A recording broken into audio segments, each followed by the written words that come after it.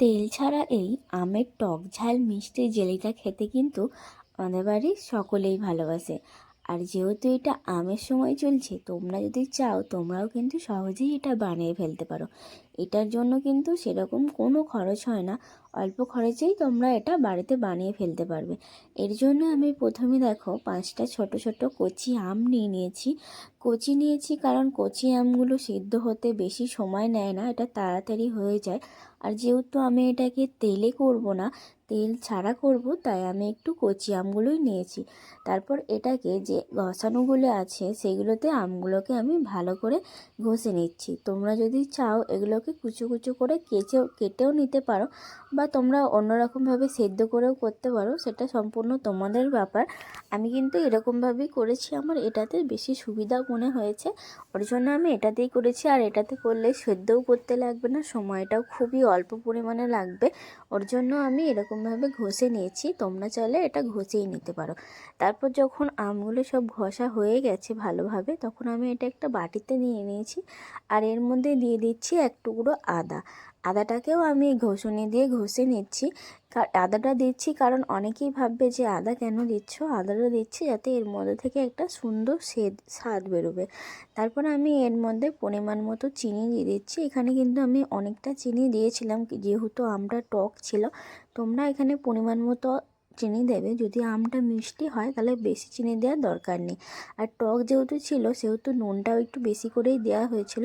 তো তোমরাও পরিমাণ মতো নুনটা আর চিনিটা দিয়ে দেবে। তারপর যখন এটা ভালোভাবে মাখা হয়ে যাবে, তোমরা এটাকে রেখে দেবে যতক্ষণ না চিনিটা গলছে। চিনিটা গলে একরকম একটা জল বেরোবে, সেই জলটা দিয়ে আমাদের এইটা তৈরি হয়ে যাবে। তারপর দেখো একটা কড়াইয়ে আমি প্রথমে গোলমরিচগুলো আলাদা করে নেড়ে ভেজে নিলাম শুকনো খোলায়। তারপর আমি কড়াইয়ের মধ্যে দিয়ে দিলাম ধনে।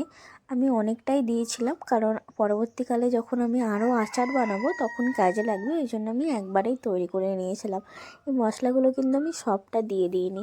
তারপরে যখন ধনেটা একটু হালকা ভাজা হয়ে গেল, ওর মধ্যে আমি দিয়েছিলাম শুকনো লঙ্কা আর গোটা জিরে। তারপরে এগুলোকে ভালোভাবে আমি ভেজে নিয়েছি। তারপর শিলে দিয়ে প্রথমে আমি গোলমরিচটা আলাদা করে ভেজে তুলে রেখেছিলাম, আর তারপরে আমি যে আর মশলাটা ছিল সেটা আমি ভালো করে ভেজে নিয়েছি। তোমরা চাইলে মিক্সিতেও করে নিতে পারো, কোনো অসুবিধা নেই। আমার হাতে বাটলে বেশি স্বাদ লাগে মশলাতে, ওই জন্য আমি হাতেই বেটে নিয়েছি। আর যেহেতু গোলমরিচের পরিমাণটাও কম ছিল, ওটা কিন্তু মিক্সিতে করা যেত না। যদিও এই মশলাগুলো করে যেত।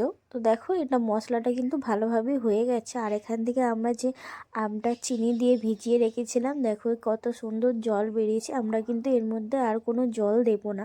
তারপর কড়াই যখন গরম হয়ে যাবে, আমটা আমরা ঢেলে দেবো জল সমেত। যে জলটা বেরিয়েছে এর মধ্যে কিন্তু আর কোনো রকম জল দেওয়া যাবে না। তারপর আমি দিয়ে দিচ্ছি এর মধ্যে 2টো কাঁচা লঙ্কা। তোমরা যদি ঝাল না খাও তোমরা এটাকে স্কিপও করতে পারো, কোনো অসুবিধা নেই। আমাদের বাড়িতে সবাই যেহেতু ঝালটা বেশি করে খায়, ওই জন্য আমরা একটু ঝালটা একটু বেশিই দিই। তো তোমরা চাইলে নাও দিতে পারো যদি তোমাদের বাড়িতে বাচ্চা থাকে, সে যদি ঝাল না খায়। তারপরে আমি দিয়ে দিচ্ছি এর মধ্যে অল্প পরিমাণ গোলমরিচের গুঁড়োটা দিয়ে দিয়েছি।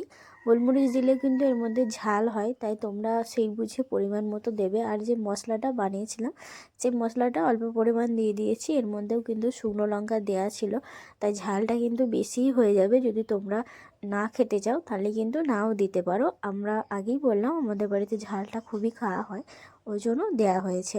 তো এটাকে এবার ভালোভাবে নেড়ে চেড়ে নেবে। তো একটুখানি দেখে নেবে মিষ্টি হয়েছে কিনা, না হলে তাহলে কিন্তু তোমরা আবার পরে চিনি অ্যাড করতে পারো, কোনো প্রবলেম হবে না। কিন্তু জল দেবে না, চিনিটা এমনিই দেবে। দেখবে নাড়তে নাড়তে চিনিটাও ঠিক গলে গেছে। তারপরে যখন এরকম আঠা আঠা হয়ে আসবে, তার মানে আমাদের জেলিটা কিন্তু হয়ে গেছে। আর এই জেলিটাকে 1 বছর পর্যন্ত রাখা যায়। তো তোমাদের যদি ভালো লেগে থাকে অবশ্যই একটা লাইক করে দিও, আর আমার চ্যানেলটাকে ফলো করতে ভুলো না নতুন নতুন রেসিপি পাওয়ার জন্য।